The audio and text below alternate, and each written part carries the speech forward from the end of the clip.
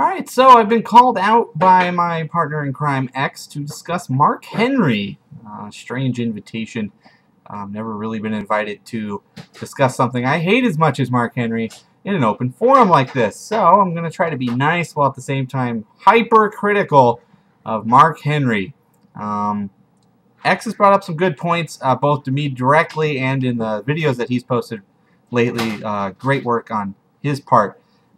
Discussing how Mark Henry's been used lately and that he's actually been somewhat impressed with how Henry has been booked both in and out of the ring and what he's been doing as a character.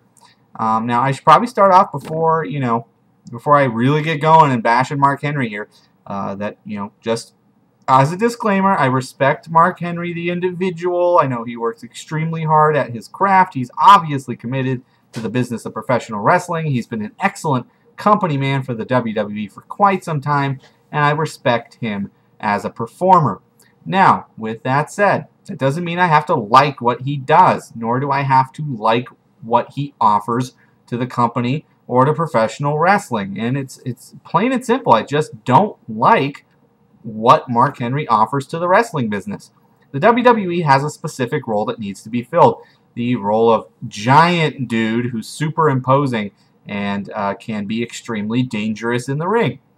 That's been filled by many, many people over the course of WWE's history. Andre the Giant, The Big Show, The Great Khali, those are the biggest names that come to mind right now. But, there's other people. George the Animal Steel, probably fits in that category. And then you have Mark Henry. He's been with the company for over a decade, I believe. I want to say, yeah, over a decade now.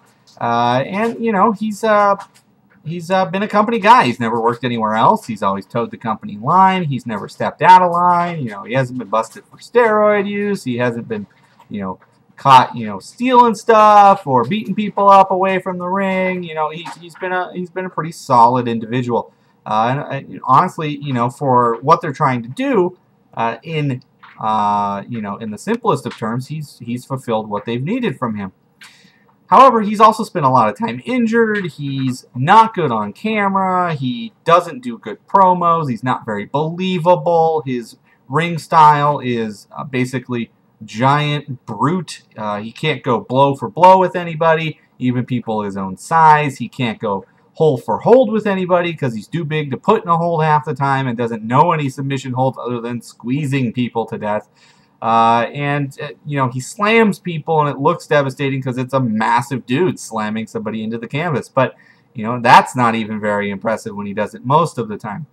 Now, to address what X has recently stated in terms of Mark Henry, they've lately booked him as this massive monster again, and they have him kind of being maniacal almost in the fact that he has no concern for his opponents and wants to destroy them on his way to the top of the card. And he's actually been in some matches that weren't completely unbearable. He's still been in some unbearable matches during this time, but some of them weren't completely unbearable. And his promo work has improved because they finally figured out how to write stuff for him, and they've put him in positive light as opposed to throwing him on Raw for 5 minutes on live TV. More recently, he had a brief promo with Johnny Curtis that X directed me to take a look at, and it was actually pretty funny. Over on SmackDown, he confronted Johnny Curtis before Curtis's debut match to basically congratulate and break bad news that his career was going to start and end on the same night. And in the theme of puns that Johnny Curtis has been promoting over the last few weeks, he gave Johnny Curtis a pun of his own. And it actually came off as pretty sarcastic and funny, and I enjoyed the segment, especially considering how I feel with Mark Henry's career and his contributions. It came off as pretty darn funny, and I was somewhat impressed. So I got to give props where that's due. His promo work is improving. His match at SummerSlam with Sheamus, Henry can really only do one of two things. He can either be, I'll say three. He can either be beaten by the smaller man to help the smaller man get over. He can be destroyed by an equal, which, because of Henry's sheer size, gives somebody, a point or two of overness with the audience. or he can, destroy people. He doesn't have psychological matches. He doesn't do a lot of chain wrestling. He doesn't tell a story with his match unless it involves giant clubs or tossing people through walls. Very one-dimensional in the ring. And as far as I'm concerned, that one dimension usually comes off as looking either weaker than it should or botched altogether. But you can't say that about his recent work. It's actually been improved. And I feel like it's because the WWE has finally realized what they should be doing with him and what they really should have been doing with him the entire time. You can't have long matches. Now, thankfully for him, the WWE doesn't do long matches for the most part anymore, especially on Raw and SmackDown. And their promo work, very character-driven now. If he's with the right character, it comes off as looking pretty good. And they've been booking him with the right people in specific matches. And, one of the problems Henry's had for a very long time is he doesn't work well with small guys because small guys, he's not quick enough to keep up with the small guys. The small guys who do holds and throw punches, it just doesn't look right with this giant dude, as the opposition. So he's kind of limited in what he can do in a match. And then with the bigger dudes, he comes off as plodding and slow.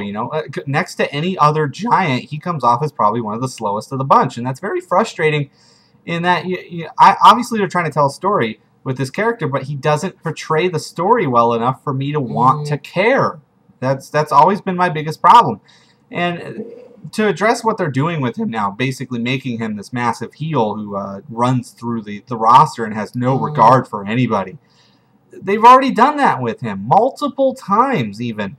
I think back to the early 2000s when he wound up in his feud with The Undertaker at WrestleMania. He also legitimately injured Batista because he is a liability at times when they're asking him to do too much with other people who aren't necessarily the best to play with as far as in-ring storytelling is concerned. And he doesn't portray the story the way it needs to come off. It almost comes off as goofy, or when he botches it like on live television, it just comes off as frustrating and annoying. And you really ask yourself, why is this guy still employed when there are the independent wrestlers of the world, name 15 of them at this time, that'll be easy, who should be employed and instead aren't, so that they can still, throw all this weight behind Mark Henry, no pun intended, throw all this weight behind Mark Henry in an effort to make him appealing. They finally found a place where, with Mark Henry, where I feel like they are settling in on what's really going to make Mark Henry work as a character. They've got him doing commercials now. They want marketable people like that. He's always been a company guy, so that's always a positive. It's somebody that the company can trust to, put a good face on the product, and they're desperate for that right now because that's the direction the company wants to go. But his matches, I'm sorry, I'm still never going to get past the fact that he's had too many bad matches and just failed so many times at portraying a story the way it needs to be portrayed in the ring. I lost interest in Mark Henry becoming something great many years ago, and the fact that he's still around and still doing this for the WWE is great for him personally, great for Mark Henry the individual, and a testament to how if you persevere long enough, you'll eventually find something positive out of it. They did the same thing with JBL. They tried 40,000 gimmicks with John Layfield throughout his career, and once they slapped the JBL logo on him and said he was going to be the, boastful billionaire or whatever, we didn't want it. Nobody liked it. Then they decided, well, we're going to make him the longest running champion in SmackDown history and shove him down your throats. And, eventually they found a place to where JBL fit a specific need and a specific role. And he wound up being enjoyable to watch. And now we're at the point where, there's even calls for JBL to still be a wrestler. People still miss, JBL, the character. That might eventually be where Mark Henry's character lands when it's all said and done. But as far as I'm concerned, not interested. Just don't care. If he does well, at least that portion that he's featured didn't suck. That's how I feel. At least it didn't suck. I'm not looking for him to entertain me. I quit trying that many, many years ago. And I think everybody else should really quit trying to, hope for Mark Henry to do this turnaround and become this, proactive and useful character. I just don't like it. I don't want it. Don't need it. It's not necessary. There are other things that could fill my time that would be much more entertaining and wouldn't injure dudes and would come off much more believable. As far as I'm concerned, my taste in wrestling, I want to see a story in the ring. And unless it involves brutally attacking somebody, Mark Henry just does not portray stories very well. And that's where I land with Mark Henry. So, X, those are my thoughts on Mark Henry. I think you already knew most of that. But, you called me out. I answered the call. So, we'll go bell to bell for this. So that's my Mark Henry story, my Mark Henry thoughts. And, Mark Henry, please retire. I'm always going to stand by that.